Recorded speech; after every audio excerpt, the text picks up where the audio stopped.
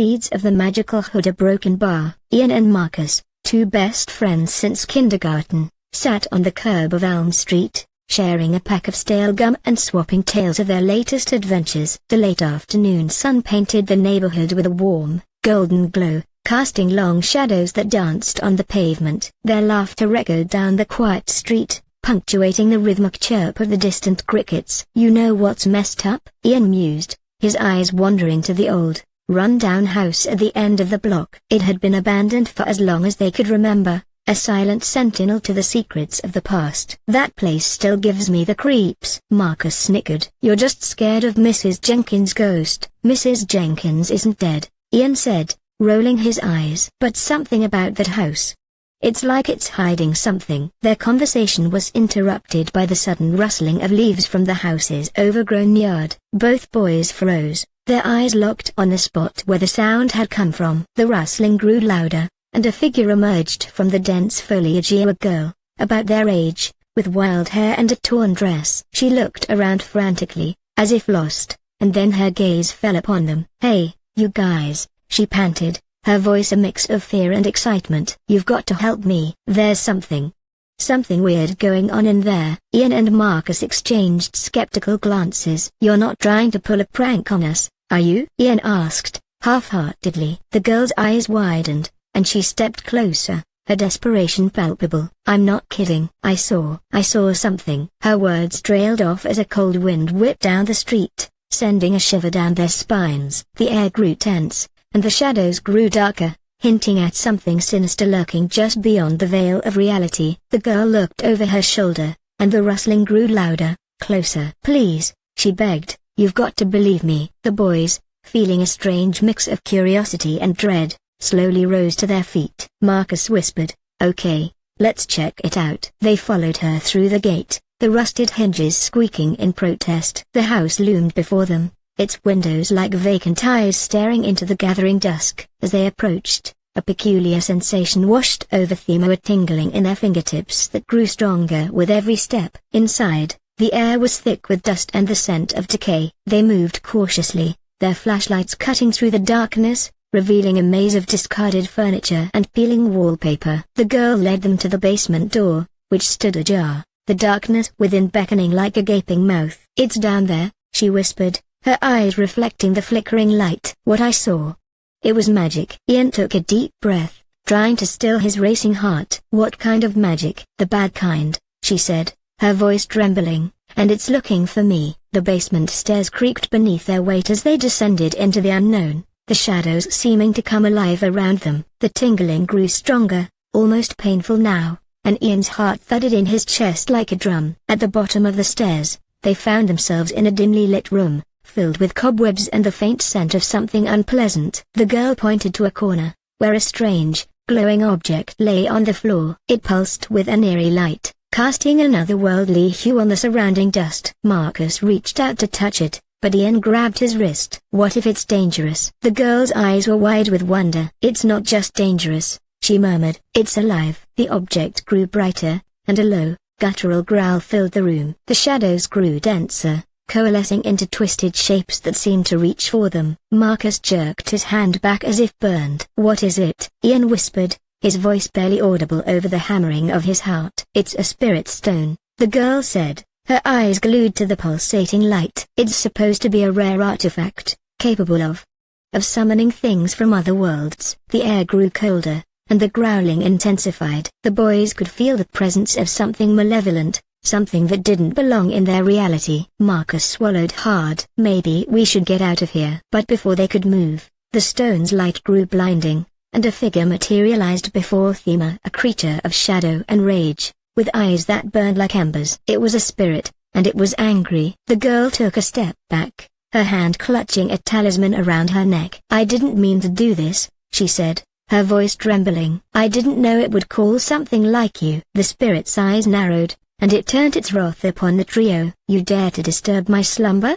It trembled, its voice echoing through the basement. "You shall pay for your insolence." Ian and Marcus exchanged a terrified glance. This was no ordinary game of hide-and-seek. This was something far beyond their understanding. The girl spoke up again, her voice stronger now. "We can help you. We won't tell anyone about you. Just let us go." The spirit hovered for a moment, considering her words. Then, with a malicious smile, it spoke. "You shall be my emissaries," it said. "You will do as I bid, and in return, I will spare your lives." The two friends looked at each other, unsure of what to do. They had stumbled into a world of magic and darkness, and they were in way over their heads. "We'll do it," Ian said, his voice steady despite his fear. "What do you want?" The spirit's grin grew wider, revealing a set of sharp, jagged teeth. "Your souls," it whispered, "are bound to me now. You shall seek out others like you and bring them to me. Together, we shall conquer this realm." The girl looked at the boys, her eyes filled with regret. "I'm sorry," she murmured. "I didn't know it would come to this." Marcus clenched his fists. "We won't do it," he said, his voice firm. "We're not going to help you hurt anyone." The spirit's smile disappeared, replaced by a snarl. "You dare to defy me?" As the spirit advanced, the air grew colder still, and the boys could feel their very essence being pulled towards the creature. They were trapped, with no way out and no idea how to fight back. But as the spirit reached out to claim them, the girl stepped forward, the talisman around her neck glowing brighter. "I command you," she said, her voice ringing with power. "Leave them be." The spirit recoiled, its form wavering. For a moment, it seemed to consider her words, then with a final, furious roar, it vanished into the shadows from which it had come. The three of them stood there, panting. As the dust settled, the girl, whose name they hadn't even asked, looked at them with a mix of apology and relief. "Thank you," she said. "You didn't have to stand up for me." Ian and Marcus shared a look of determination. They had just encountered something beyond their wildest nightmares, but they had also found a new ally. And they knew that, together, they had to find a way to put an end to the spirit's plan before it could bring its darkness into their world. Their quiet neighborhood had changed forever, and their friendship was about to be tested in ways they never could have imagined. But as they climbed the stairs, leaving the musty basement behind, they realized that they had also discovered something within themselves, a bravery and a bond that was stronger than any magic or evil spirit. They stepped outside into the cool evening air, the sun now fading memory behind the horizon. The street looked the same, but it wasn't. The shadows held secrets now, and the wind whispered of other worlds just out of reach. "What's your name?" Ian asked the girl as they hurried down the sidewalk, the spirit's ominous words still echoing in their heads. "Luna," she replied, her eyes darting around nervously. "I've been watching you guys from the house for a while now. I knew you were different." Marcus frowned. "How do you know about the magic?" "My mom," Luna said, her voice tight. "She was a witch, or at least, that's what everyone called her, before she passed away." The weight of her words hung heavy in the air, and the boys felt a pang of sympathy. They had their own share of secrets, but nothing quite like this. They decided to go to Ian's house, where they could talk more safely. Inside, they sat around the kitchen table, the light flickering from the single bulb above them. Luna took a deep breath and told them her story of how she had stumbled upon the spirit stone in her mother's things and had been drawn to it by a power she didn't understand. "It's like it called to me," she said, her voice low. "But I had no idea what it was capable of." Ian leaned forward. "So, what do we do now?" Luna's eyes searched their faces, looking for answers they didn't have. "We need to learn more about the stone and the spirit," she said finally. "And we need to find others like you, others with the power to fight back." Marcus nodded. "We can't do this alone." The gravity of their situation settled over them like a thick blanket. They were just kids, after all, caught in a battle between realms that they didn't fully comprehend. But as they sat there, the three of them, a strange sensation grew within them, a warmth that spread from their hearts outward. It was a feeling of unity, of purpose. They were a team now, bound by fate and a common enemy. They decided to keep the spirit stone hidden in Ian's basement, a beacon of both hope and fear. They swore an oath to protect their neighborhood from the malevolent forces that sought to invade it. And as they huddled together, the beginnings of a plan began to form in their minds. They would become guardians of the realms, a secret society of friends who would stand between their world and the darkness that threatened it. They had no idea what lay ahead, but they knew one thing for sure: they were in this together, come what may. The boys exchanged a look of grim resolve, and Luna nodded solemnly. They were no longer just three kids with a wild imagination. They were the chosen ones, the protectors of the innocent, and they would not rest until the spirit was banished back to where it belonged. Their adventure had only just begun, and with each step they took into the shadowy realm of magic, they grew more aware of the stakes. They were the first line of defense against an enemy that sought to tear their world apart, and they would not falter. As the night grew darker, they sat in the quiet of the house, the glow of the spirit stone a constant reminder of the power they now held. They talked into the early hours, sharing stories and theories, strategizing and promising to always have each other's backs. The spirit had underestimated them, thinking them easy prey, but it had awakened something within them, a fierce determination to stand against the tide of evil, and as they looked into each other's eyes, Ian, Marcus, and Luna knew that together, they could face whatever the future held. The next day, they began their quest for knowledge. Luna brought over her mother's dusty, ancient books, filled with spells and incantations that had been passed down through generations. They pored over the pages, their eyes widening at the arcane symbols and cryptic language. They studied the properties of the spirit stone, learning how to harness its power without falling under its sway. Their afternoons were spent in secret meetings, training in the art of magic. Luna taught them simple spells to ward off malevolent spirits and protect their homes. They practiced until their hands cramped and their voices grew hoarse from chanting. And all the while, the spirit stone pulsed in the corner of Ian's basement, a silent sentinel to the power they were amassing. Word began to spread of strange occurrences in the neighborhood, whispers of shadows moving on their own, objects flying through the air, and eerie lights flickering in the night. The townsfolk grew uneasy, but the trio remained vigilant. They knew that the spirit was testing them, probing for weaknesses. One evening, as they were about to wrap up their training, the house trembled. A deep, guttural laugh echoed through the walls, and the spirit stone grew so bright it was almost blinding. The spirit had found them again. They raced downstairs, their hearts pounding in their chests. The spirit loomed in the center of the room, surrounded by a swirling vortex of darkness. Its eyes burned with a new intensity, and it was clear that it had brought reinforcements. "You think you can defy me?" it roared, its voice shaking the very foundations of the house. "You are but children playing with forces beyond your understanding." But Ian, Marcus, and Luna had come a long way since their first encounter. They had learned to channel their fear into power, and now they stood firm, their makeshift talismans at the ready. "We're not going anywhere," Ian shouted back, his voice shaking but steady. "This is our home, and we won't let you take it from us." The spirit howled with rage, and the shadows grew thicker, reaching out to ensnare them. But the three friends held their ground, their spells forming a protective barrier around them. The battle was fierce, the air crackling with energy as they faced off against the spirits. They dodged and parried, using their newfound skills to keep the darkness at bay. Slowly, they pushed the creatures back, their determination unyielding. And then, with a final, desperate effort, they combined their powers and cast a banishing spell. The spirit stone shattered, sending a burst of light that sent the malevolent beings reeling. With a final,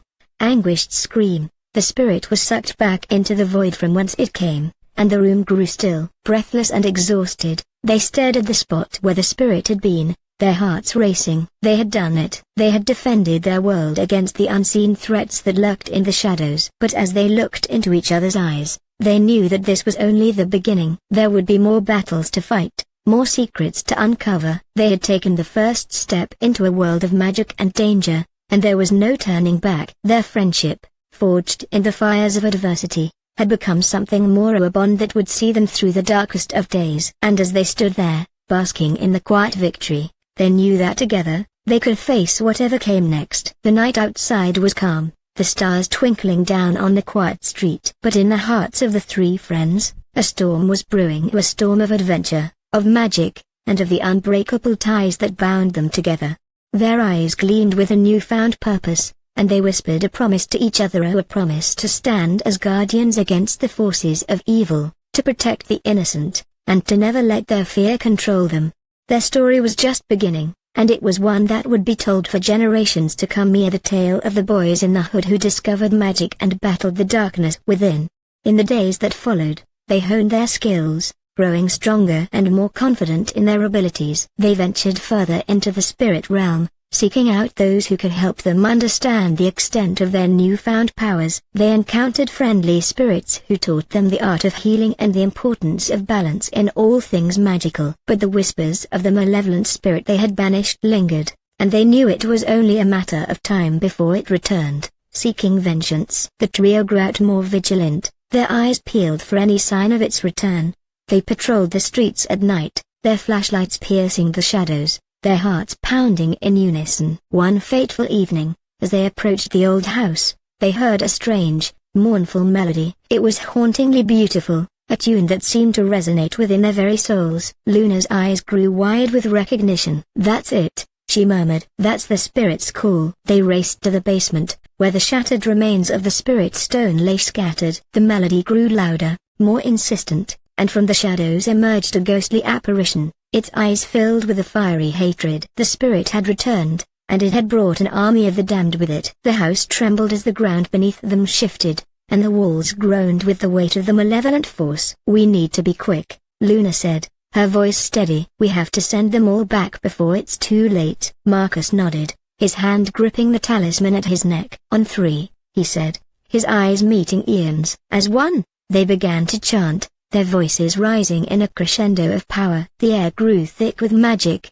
the very fabric of reality bending to their will. The spirits wailed in protest, their forms flickering as the boys' combined energy pushed against them. But the spirit was not so easily defeated. It grew stronger, feeding off their fear and anger, and the room grew colder, the shadows darker. Ian felt a surge of determination. "We can do this," he shouted over the din. "For our neighborhood, for our families, for each other." And with that, they channeled their love for their home into their spell, and the room was filled with a brilliant light. The spirits screamed in unison as they were wrenched back into the void, their tether to the mortal world severed. The house stilled, the darkness retreating back into the corners from which it had come. They stood in the ruins of the basement, their breaths coming in ragged gasps, their eyes shining with triumph. They had faced the nightmare and come out the other side, stronger and more united than ever before. Their bond had been forged in the crucible of danger, and it would never be broken. They knew that there would be more battles,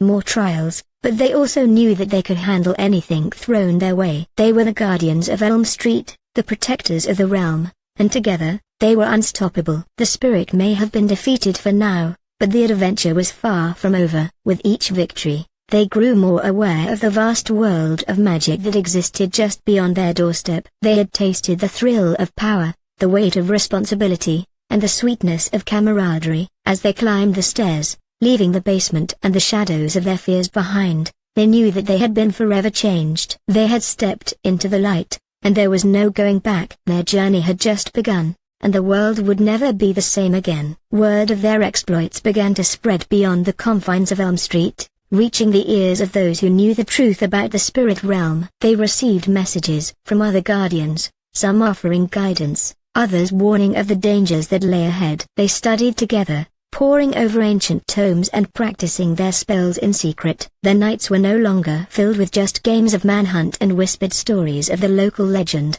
Mrs. Jenkins' ghost. They were now warriors in a silent war that raged just beyond the veil of reality. Their skills grew, and so did the challenges they faced. They encountered more powerful spirits, each with its own dark intentions. They battled a vengeful water nymph that had taken a local pond as its domain, and a cunning trickster that had been wreaking havoc in the local playground. Each victory brought new knowledge and a deeper understanding of the balance that maintained the peace between the realms. But it was the night of the blood moon that truly tested their resolve. The sky above was a canvas of deep red, and the air was charged with a palpable tension. They felt the spirit's malice growing stronger, its whispers louder. It had been preparing, waiting for this moment to make its grand return. The trio gathered in Ian's basement, their makeshift fortress, surrounded by the remnants of their battles. They held hands, each feeling the pulse of power that flowed through their bond. They knew this was it, the moment they had been dreading and preparing for. The ground trembled,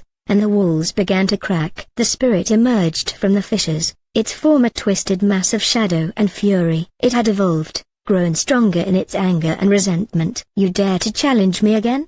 it roared, its eyes burning with a rage that could consume them all. But Ian, Marcus, and Luna were no longer just children playing with fire. They were guardians of the realms, Bound by friendship and a sacred oath, they stepped forward, their faces a mask of determination. "We stand together," Ian declared, his voice resonating with a newfound confidence, "and we will not let you harm our home." The spirits sneered, and the battle was joined once more. The basement was a whirlwind of chaos as they clashed, the air crackling with the energy of their spells. Luna's incantations painted the air with shimmering runes, Marcus's talisman blazed with a holy light, and Ian's staff, a simple branch once, now thrummed with the power of the earth. Through the windows, the townsfolk watched the night sky light up with arcs of power, not knowing the true nature of the conflict that played out beneath the blood moon. The spirit grew stronger, feeding on the very essence of fear and anger that it had sown in the hearts of the townsfolk. But the trio had come too far to falter now. They chanted in unison, their spells weaving together into a tapestry of protection and destruction. The spirit's form wavered, and the ground beneath it trembled as the power of their combined wills bore down upon it. Suddenly, a brilliant beam of light shot from the sky, piercing the spirit's shadowy mass. The room was filled with the sound of 1,000 shattering glasses as the spirit let out a final, anguished scream. The light grew brighter still, consuming the creature until there was nothing left but a fading echo of its malevolence. The basement was silent, the dust settling around them. They had done it. They had banished the spirit for good. They embraced, their hearts pounding in their chests, their eyes filled with relief and pride. The town of Elm Street grew to trust them, whispering tales of the brave guardians who had saved them from the unseen horrors of the night. The boys' legend grew, and others began to seek them out, eager to learn the ways of magic and to stand alongside them. They founded an order, the Elm Street Protectors, dedicated to keeping the balance between the mortal and spirit worlds. They taught those who were chosen, those who had the potential to wield the power of the elements and the strength of their hearts. Their battles grew more frequent and the more dangerous, but so too did their skills and their numbers. They patrolled the streets at night, a vigilant force against the shadows that sought to claim their world. Through it all, their friendship remained the cornerstone of their power. They faced each challenge as one, drawing strength from their shared experiences and the unshakable bond that had been forged in the face of adversity. The years rolled by, and the boys grew into men, their faces lined with the scars of battles won and lost. But they never forgot the night they had discovered magic and the pact they had made in the old house on Elm Street. They had become guardians, and it was a title they wore with honor. Their legacy grew, and so did the legend of the boys in the hood who had stumbled upon magic and chose to stand against the darkness. Their story inspired others, and the world of the supernatural grew a little less terrifying, a little more hopeful. Yet, deep within the spirit realm, whispers of their deeds reached the ears of ancient and powerful beings. Some watched with approval, others with a cautious eye. For in every hero's tale, there is the potential for a great fall, and the guardians of Elm Street had drawn the attention of forces that could either uplift them or bring them low. But for now, in the quiet of the night, as the moon cast its soft glow over the sleeping town, Ian, Marcus, and Luna stood tall, ready to face whatever the next chapter might bring. They were the guardians, the protectors, and they would not rest until the realms were safe. Their story continued to unfold, each day bringing new adventures and new challenges. But through it all, they remained steadfast in their resolve, their hearts united by the bond forged in the crucible of fear and the flames of friendship. And as they gazed out over the rooftops of their beloved town, they knew that no matter what lay ahead, they would face it together. For they were more than just three friends with a secret. They were the bulwark against the shadows, the beacon of light in the dark, the guardians of Elm Street.